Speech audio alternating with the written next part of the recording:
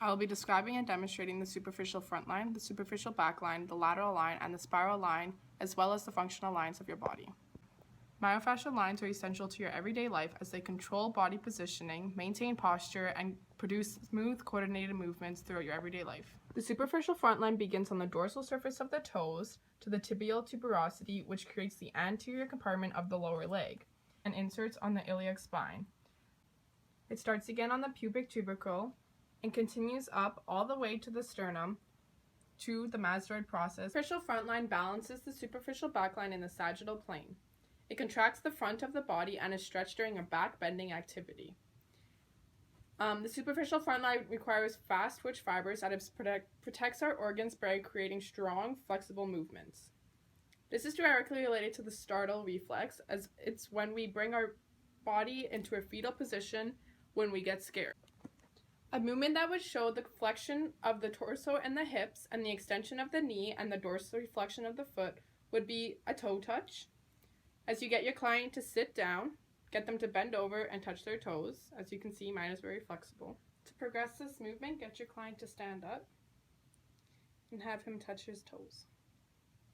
The superficial back line starts at the plantar surface of the phalanges, continues up to the gastro into the hamstrings, all the way up to the erector spinae, to the occipital ridge, to the epicranial fascia, all the way to the eyebrow, which is your frontal bone.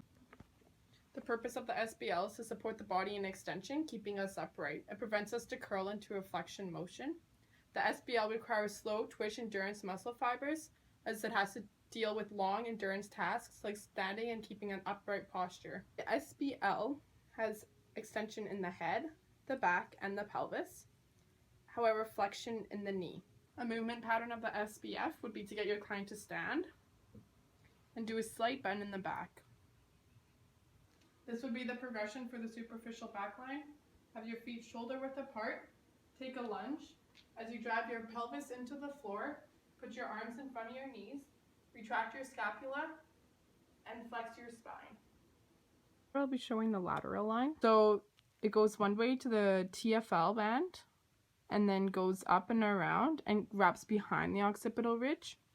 And then it also goes behind to the glute maximus, wraps around kind of the same way, but instead goes in front of the arm, up to the sternocleidomastoid and behind, or to the occipital ridge. The first one would be at the iliac crest, which would be these two.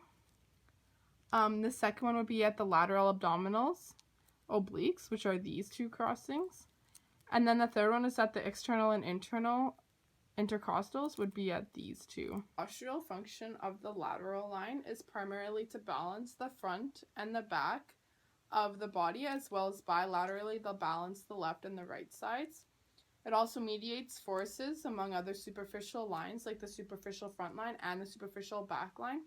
And as well as the lateral line often acts to stabilize the trunk and the legs, which helps prevent buckling in the structure during activity. The movement of the lateral line is basically creating a lateral bend in the body.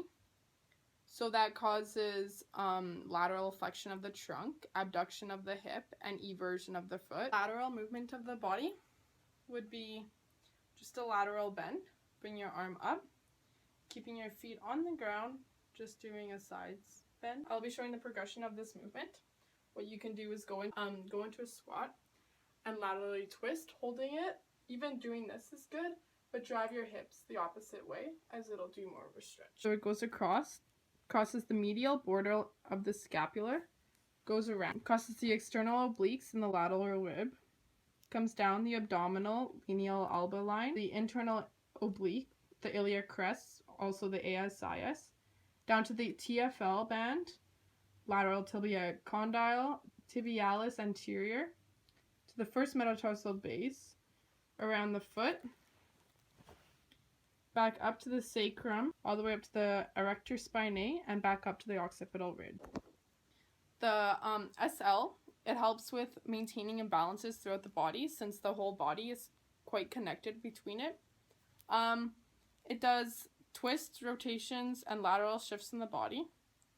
And it also participates in other lines, as you remember that the frontal superficial line goes all the way up, and the back line comes around.